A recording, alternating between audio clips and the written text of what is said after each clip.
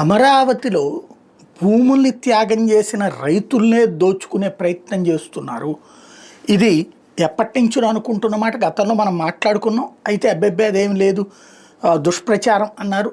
ఆ తర్వాతన ఇప్పుడు ప్రభుత్వం మారిన తర్వాతన ఇప్పుడు తెలుగుదేశం అనుకూల పత్రికలే రాస్తున్నటువంటిది. ఇప్పుడు ఆంధ్రజ్యోతి రాజధానిలో దళారుల దందా అన్నటువంటి వార్తని కాకపోతే సిటీ ఎడిషన్లలో రాస్తుంది. ఇది కూరగాయలకు చెందిన ఒక అసైన్ రైతు ప్రభుత్వం ఇచ్చిన 500 గజాల రిటర్నబుల్ ప్లాట్ని ఇటీవల బేరం పెట్టాడు.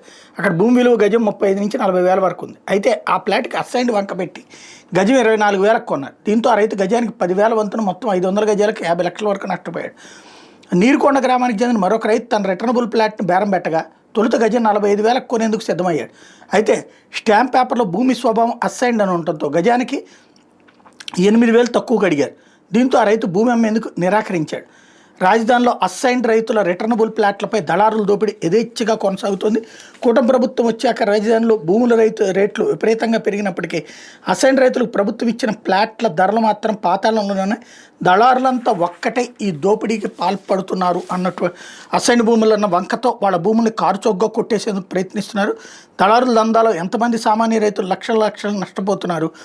రాజధాని అమరావతి నిర్మాణం కోసం ప్రభుత్వం భూ సమీకరణ చేశారు. 29,000 మంది రైతులు 34,000 ఎకరాల భూముల్ని ప్రభుత్వానికి ఇచ్చారు.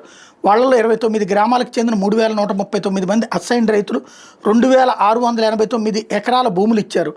వాళ్ళ భూములపై సిఐడి కేసులు వేసిన గత ప్రభుత్వం వాళ్ళ స్థలాలను నాట్ టాలీడ్ జాబితాలో పెట్టి 5 ఏళ్ల పాటు వేధించింది. తాజా కూటమి ప్రభుత్వం ఆ భూములకు సర్వ హక్కులు కల్పించింది. రిటర్నబుల్ ప్లాట్లను ప్రభుత్వం చట్టపరంగా రిజిస్టర్ చేసి అందిస్తోంది. అలా ఇచ్చే క్రమంలో రైతులు ప్రభుత్వానికి ఇచ్చిన భూమి స్వభావం అనే కాలం దగ్గర అసైన్డ్ నమోదు చేస్తోంది. ఈ పదాన్ని అడ్డం పెట్టుకుని దళారులు రైతులు మోసం చేస్తున్నారు. రైతులకు ప్రభుత్వం ఇచ్చిన రిటర్నబుల్ ప్లాట్లకు కూడా అసైన్డ్ స్వభావం ఉంటుందని చెప్పి వాటికి ఎలాంటి హక్కులు సంక్రమించవని, బ్యాంకుల నుంచి రుణాలు రావని చెప్తూ గజంపై 10,000 నుంచి 20,000 తగ్గిస్తున్నారు.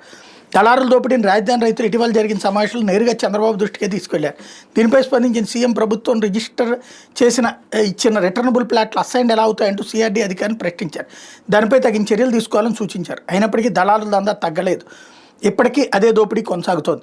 రైతులకు ప్రభుత్వం ఇచ్చిన దస్తావేజుల్లోనూ ఒక చిన్న సాంకేతిక అంశాన్ని ఆసరా చేసుకుని దళారులు దోపిడీ చేయడంపై ప్రభుత్వం సిఆర్డీ తక్షణ చర్యలు తీసుకోవాల్సిన అవసరం కనిపిస్తోంది. భూమి స్వభావం అనే కాలంలో అసైన్డ్ అనే పదాన్ని తొలగించాలని రైతులు ప్రభుత్వాన్ని కోరుతున్నారు. లేదంటే సిఆర్డీ అధికారులు సంబంధిత మంత్రి దీనిపై స్పష్టమైన ప్రకటన దళారులకి హెచ్చరిక చేయాలని కోరుతున్నారు. ఇది అసలు విషయం.